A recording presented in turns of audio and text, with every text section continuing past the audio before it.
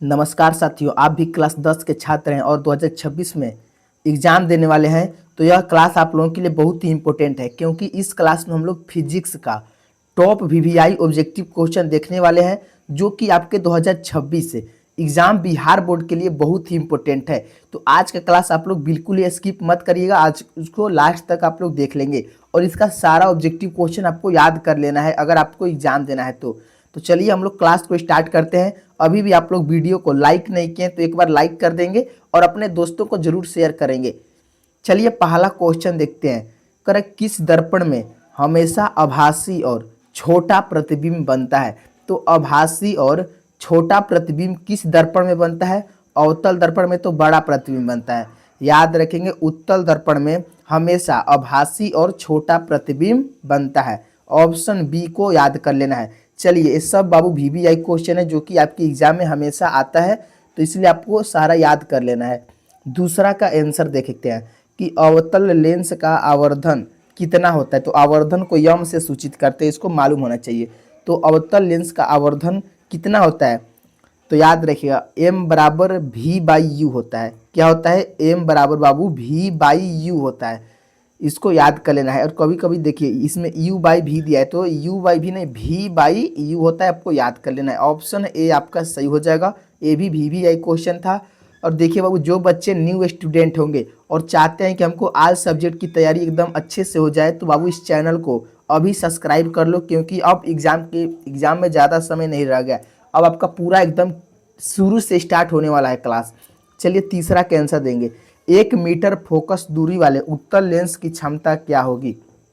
तो 1 metre focus दूरी वाले उत्तल लेंस की जो क्षमता होगी ना, क्या हो जाएगी? तो 1 डाईएफ्टर हो जाएगी। 1 डाईएफ्टर हो जाएगी। ऑप्शन ए आपका सही हो जाएगा। नेक्स्ट क्वेश्चन की ओर चलते हैं। चौथा क्वेश्चन जो कि इम्पोर्टेंट है, कह रहा है कि किसी दर्पण में वस्तु से बड़ा और वास्तविक प्रतिबिंब बनता है। तो किस दर्पण में वस्तु से बड़ा और वास्तविक प्रतिबिंब बनता है? तो बड़ा प्रतिबिंब बाबू अवतल दर्पण में बनता है और छोटा प्रतिबिंब उत्तल दर्पण में बनता है। तो ऑप्शन सी को याद कर लेना है। ऑप्शन सी आपका सही हो जाएगा। और अभी तक बाबू आप लोग लाइक नहीं किए, तो अगर वीडियो पसंद आ रहा होगा, सारा क्वेश्चन अच्छा लग रहा है, याद हो रहा है, तो लाइक करना मत भूलिएगा। चलिए 5 के आंसर देंगे।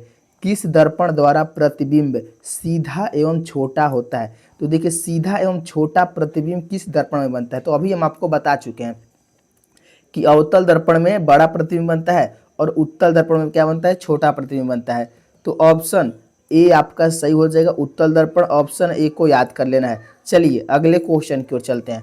छठवां क्वेश्चन कह रहा है कि रोगियों की नाक, कान, गले आदि की जांच के लिए डॉक्टर किस दर्पण का प्रयोग करते हैं? तो देखिए, जो रोगी होते हैं और जो डॉक्टर होते हैं, वो रोगियों में आँख, कान, नाक जो देखते हैं छोटे छोटे चीज़ों को, वो अवतल दर्पण के द्वारा देखते हैं, ताकि जो वो वस्तु है वो बड़ा दिखाई दे। जो छोटा भी वस्तु है वो बड़ा दिखाई देगा अवतल दर्पण में। ऑप्शन सी को याद कर लेना है। और यह बाबू कई बार आपके एग्जाम में आ चुका है, इसलिए इसको मिस नहीं करना है। सातवां क्वेश्चन देखते हैं। सोलर कुकर में प्रयोग किया जाता है। तो सोलर कुकर में प्रयोग किया जाता है अवतल दर्पण का। याद रखें, किसका? अवतल दर्पण का प्रयोग किया जाता है। ऑप्शन ए को याद कर लेंगे। अगला क्वेश्चन देखते हैं। आठवां क्वेश्चन कर, उत्तल लेंस द्वारा काल्पनिक प्रतिबिंब बनता है जब बिंब। तो देखिए, उत्तल लेंस द्वारा कब काल्पनिक प्रतिबिंब बनेगा? जब जो बिंब मतलब जो वस्तु होगी वह त्रिज्या पर रहता है तब। जब वस्तु त्रिज्या पर रहेगी यानी रेडियस पर रहेगी, तब जो लेंस के द्वारा काल्पनिक प्रतिबिंब बनता है। इसको याद कर लेना है। चलिए अगला क्वेश्चन देखते हैं। 9 क्वेश्चन कह रहा है कि उत्तल लेंस में बना प्रतिबिंब होता है। तो उत्तल लेंस में ना बाबू जो प्रतिबिंब बनता है कैसा बनता है? तो छोटा बनता है और वास्तविक बनता है। याद रखेंगे, उत्तल लेंस में छोटा बनता है और वास्तविक होता है। ऑप्शन ए को याद कर लेना है। चलिए 10 क्वेश्चन आ गए हैं, तो आप लोग 10 का आंसर कमेंट में देंगे। किस दर्पण की फोकस दूरी धनात्मक होती है? तो धनात्मक किस दर्पण की फोकस दूरी होती है? याद रखें, वो उत्तल दर्पण। उत्तल दर्पण का धनात्मक फोकस दूरी होती है, पॉजिटिव। याद रखेंगे। और अवतल दर्पण का माइनस में होता है। याद रखना है, ये दोनों क्वेश्चन को याद रखना है। और देखिए, वो अभी भी आप लोग चैनल को सब्सक्राइब नहीं किए हैं, तो ये बहुत गलती कर रहे हैं। आप लोग कर लेंगे, ताकि आपके एग्जाम में 2026 में जितने भी आने वाले क्वेश्चन हैं सब इस चैनल पर आपको करवा दिया जाएगा। तो बाबू सब्सक्राइब करना मत भूलिएगा और दोस्तों को भी जरूर शेयर करेंगे। चलिए 11 का आंसर देंगे। अनवीकरणीय ऊर्जा का स्रोत है। तो अनवीकरणीय ऊर्जा का जो स्रोत है क्या हो जाएगा, कमेंट लिखेंगे तो जीवाश्म ईंधन। अनवीकरणीय पूछा है, नवीकरणीय नहीं पूछा है, तो जीवाश्म ईंधन जो है अनवीकरणीय ऊर्जा का स्रोत है। ऑप्शन ए आपका बिल्कुल सही हो जाएगा।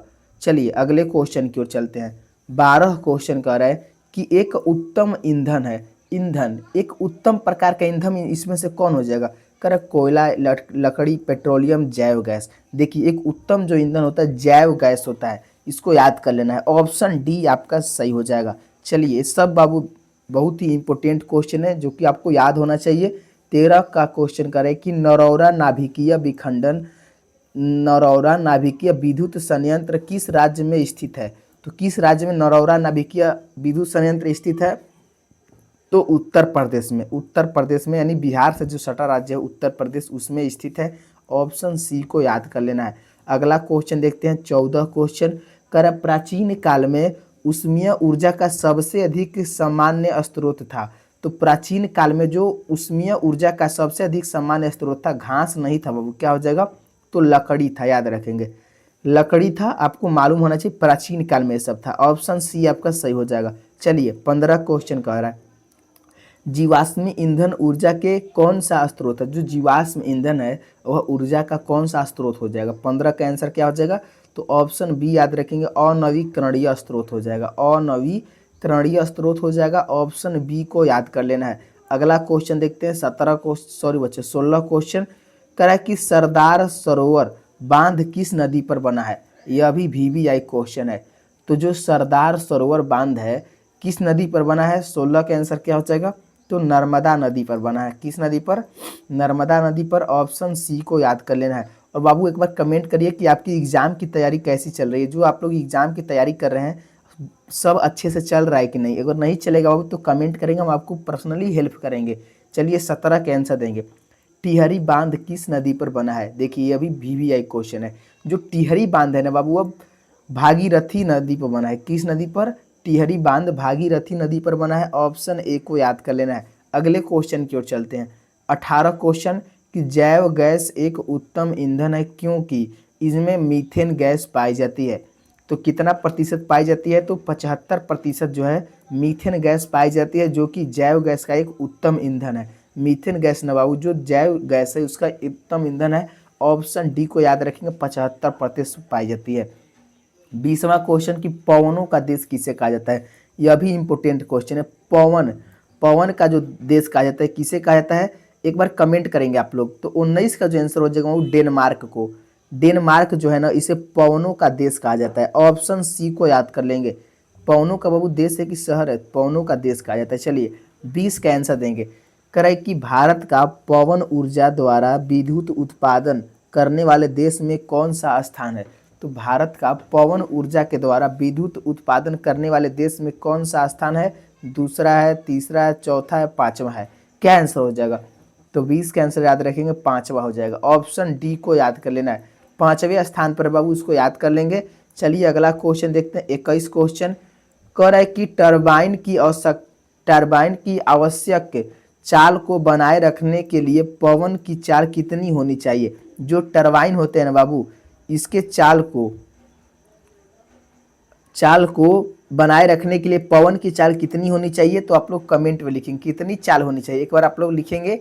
ये जो पवन द्वारा टरबाइन होते हैं बाबू, जो कि हवा के द्वारा घूमते हैं, तो याद रखें 10 किलो प्रति घंटा नहीं, से अधिक नहीं होना चाहिए। याद रखें कितना होना चाहिए, तो 15 किलोमीटर से प्रति घंटा से अधिक होना चाहिए। 15 किलोमीटर प्रति आवर से अधिक होना चाहिए। ऑप्शन सी को याद कर लेना है। चलिए अगले क्वेश्चन की ओर चलते। 21 क्वेश्चन कह रहा है कि 1 मेगावाट के पवन ऊर्जा जनित्र के लिए पवन फॉर्म को लगभग कितनी हेक्टेयर भूमि चाहिए। तो याद रखेंगे कितना हेक्टेयर, तो 2 हेक्टेयर भूमि चाहिए। 2 हेक्टेयर भूमि चाहिए। ऑप्शन बी को याद कर लेना है। बाबू ये क्वेश्चन आपको नया लग रहा है, लेकिन इंपॉर्टेंट क्वेश्चन जो कि आपके एग्जाम में आया हुआ है। देखिए 2019-2020 में पूछा हुआ क्वेश्चन है। करेक्ट 24 का आंसर है कि सौर सेल बनाने के लिए किसका उपयोग किया जाता है। जो सौर सेल होता है इसको बनाने के लिए किसका उपयोग किया जाता है। 24 का आंसर क्या हो जाएगा, कह रहा है कि लोहा का नहीं, वो सौर सेल बनाने के लिए सिलिकॉन का उपयोग किया जाता है। किसका, सिलिकॉन, जो कि बहुत महंगा मिलता है। ऑप्शन डी आपका सही हो जाएगा, इसको याद कर लेना है। चलिए 25 का आंसर देंगे। कि मानव निर्मित उपग्रहों तथा अंतरिक्ष अन्वेषक युक्तियों जैसे मार्क्स ऑर्बिटरों में किसका उपयोग प्रमुख ऊर्जा स्रोत के रूप में किया जाता है। तो इसका प्रमुख ऊर्जा स्रोत के रूप में 21 का आंसर क्या हो जाएगा, किसका किया जाता है, फटाफट लगाएंगे। 21 का जो हो जाएगा सौर कुकर का उपयोग किया जाता है। ऑप्शन सी आपका सही हो जाएगा, सौर कुकर। ऑप्शन सी को याद कर लेना है। चलिए बाबू देखिए 25 का सौर कुकर नहीं हो जाएगा बाबू, देखिए मिस्टेक हो गया, सौर सेल हो जाएगा 25 का बाबू। ऑप्शन ए याद रख लेना है, सौर सेल हो जाएगा। ऑप्शन ए को ध्यान रख लेना है। चलिए अगला क्वेश्चन देखते हैं। 26 क्वेश्चन कह रहा है कि बांध के द्वार पर स्थापित टरबाइन ज्वारीय ऊर्जा को किसमें रूपांतरित करती है। तो किसमें करती है, 26 का आंसर याद रखें, विद्युत ऊर्जा में करती है, विद्युत ऊर्जा में। ऑप्शन बी को याद कर लेना है। अगले क्वेश्चन की ओर चलते हैं। 27 क्वेश्चन करें, OTEC विद्युत संयंत्र केवल तभी प्रचालित होते हैं जब महासागर के पृष्ठ पर जल का ताप तथा 2 किलोमीटर तक की गहराई पर जल के ताप में अंतर हो। तो कितना डिग्री ताप होना चाहिए बाबू, तो 27 का आंसर याद रखेंगे 20 डिग्री सेल्सियस। ऑप्शन सी को याद कर लेना है। चलिए ये क्वेश्चन इतना इम्पोर्टेंट नहीं था, आप लोग इसको थोड़ा बहुत ध्यान में रखेंगे। चलिए 28 के आंसर दें कि किसी चालक के विद्युत प्रतिरोधकता का मात्रक होता है। तो विद्युत प्रतिरोधकता का जो मात्रक होता है वो ओम मीटर होता है, ओम मीटर होता है। ऑप्शन बी आपका सही हो जाए। और प्रतिरोध का जो मात्रक होता है केवल ओम होता है, और प्रतिरोधकता का जो मात्रक होता है ओम मीटर होता है। चलिए 29 क्वेश्चन करें कि सूर्य तथा अन्य तारों के विशाल ऊर्जा के स्रोत हैं। तो क्या हो जाएगा, नाभिकीय संलयन हो जाएगा कि नाभिकीय विखंडन हो जाएगा। तो नाभिकीय संलयन हो जाएगा, याद रखेंगे। सूर्य में तथा अन्य तारों में जो विशाल ऊर्जा का स्रोत है वो नाभिकीय संलयन के कारण है। ऑप्शन ए को याद कर लेंगे। चलिए 30 क्वेश्चन आ गए, तो बताएंगे 30 का आंसर कि हाइड्रोजन बम किस अभिक्रिया पर आधारित है। तो यह बाबू नाभिकीय विखंडन पर, किस पर, नाभिकीय। 30 का आंसर क्या हो जाएगा, देखिए यह भी नाभिकीय संलयन पर है, सॉरी बच्चों, नाभिकीय संलयन पर ही हाइड्रोजन बम अभिक्रिया पर आधारित है। ऑप्शन बी को याद कर लेना है। चलिए वो 30 क्वेश्चन आ गए हैं। अभी भी आप लोग वीडियो को लाइक नहीं किए हैं तो एक बार आप लोग लाइक करेंगे और चैनल को सब्सक्राइब करना मत भूलिएगा, क्योंकि ये चैनल आप लोगों के लिए एग्जाम की बहुत अच्छे से तैयारी करवाएगा। चलिए 31 का आंसर दे देंगे। कह रहा है कि 100 वाट का विद्युत बल्ब 25 यानी 250 वोल्ट के विद्युत में जोड़ा जाता है, तब बल्ब में प्रवाहित धारा का मान पूछ रहा है। तो बाबू ये न्यूमेरिकल इसको सोल्व करना पड़ता है, तो इसको आप लोग याद कर लेंगे। जो डाटा की सोल्व नहीं उतना आता है तो 0.4 एम्पियर हो जाएगा। ऑप्शन बी को याद कर लेना है। चलिए अगला क्वेश्चन देखते हैं। 32 क्वेश्चन कि 1 वोल्ट कहलाता है। तो 1 वोल्ट 1 जूल प्रति कूलम्ब, यानी 1 जूल प्रति कूलम्ब कहलाता है 1 वोल्ट। तो ऑप्शन बी आपका सही हो जाएगा, इसको याद कर लेंगे। चलिए अगला क्वेश्चन देखते हैं। 33 क्वेश्चन कह रहा है कि किसी विद्युत परिपथ में एकांक धन आवेश को 2 बिंदुओं के बीच स्थानांतरित करने में जो कार्य करना पड़ता है वह निम्नलिखित में से किसके द्वारा मापक है, यानी कार्य का मापक पूछ रहा है। निम्नलिखित किसका मापक है। अच्छा 33 का याद रखेंगे, विभवांतर का मापक होता है। ऑप्शन बी आपका सही हो जाएगा। चलिए अगला क्वेश्चन 34 क्वेश्चन, किसी कुंडली का प्रतिरोध ज्ञात करने के लिए सूत्र है। तो आर बराबर प्रतिरोध बराबर कितना सूत्र हो जाएगा, तो क्या आंसर हो जाएगा, तो V बराबर IR, यह सूत्र जानते हैं जो कि ओम के नियम से आता है। तो R दिया हुआ है तो V बराबर I हो जाएगा। तो कौन सा ऑप्शन हो जाएगा, 34 के आंसर क्या हो जाएगा, तो याद रखेंगे ऑप्शन सी हो जाएगा। ऑप्शन सी को मत भूलिएगा, इसको याद कर लेंगे। चलिए 35 के आंसर दे देंगे। 35 क्वेश्चन कह रहा है कि ओम के नियम निहित है। तो ओम के नियम किस पर निहित होता है, तो V बराबर IR में, यही ओम का नियम है बाबू। इसको आप लोग रट जाएंगे, याद कर जाएंगे। ऑप्शन बी आपका सही हो जाएगा। तो आज हम लोग 35 क्वेश्चन तक ही रहेंगे। आपको क्लास कैसा लगा एक बार कमेंट बॉक्स में आप लोग लिखेंगे, और अच्छा लगा होगा बाबू तो आप लोग वीडियो को लाइक करके ही जाएंगे। तो मिलते हैं नेक्स्ट क्लास में। धन्यवाद दोस्तों।